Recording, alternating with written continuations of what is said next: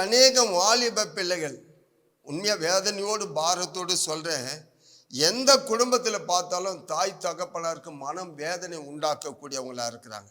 அது வாலிப பெண்ணா இருக்கட்டும், வாலிப ஆண்களா இருக்கட்டும், சின்ன சின்ன பிள்ளைகளா இருக்கட்டும், அவங்க சந்ததி உண்மையிலே சொல்றேன், அவங்க வேதனையான ஒரு காரியத்தில் இருப்பதனால இன்னைக்கு அநேகர் அழுது கொண்டு இருக்கிறாங்க, ஜபத்தில் இருக்கிறாங்க, உபாசிக்கிறாங்க.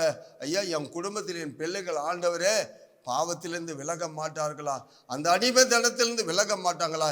இன்னைக்கு அநேகர் மார்க்கம் தப்பி போய் விட்டார்களே, அநேகர் வழி தப்பி போய் விட்டார்களே, தேவனுக்கு பிரியமில்லாத காரியத்தை உலகத்தோடு சேர்ந்து விட்டார்களே. அவங்க வாழ்க்கை பின்னால எப்படி இருக்கும்? அநேகர் செம்மையான வழி விட்டு விலகி போறார்கள், நல்ல பாதை விட்டு விலகி போறாங்க, நல்ல வழியை விட்டு விலகி போறாங்க, மார்க்கம் தப்பி போறாங்க. இன்னைக்கு இருக்கிற வாலிப பிள்ளைகளை பார்த்து அநேக தாய் தகப்பனார் அழுது கொண்டு இருக்கிறாங்க.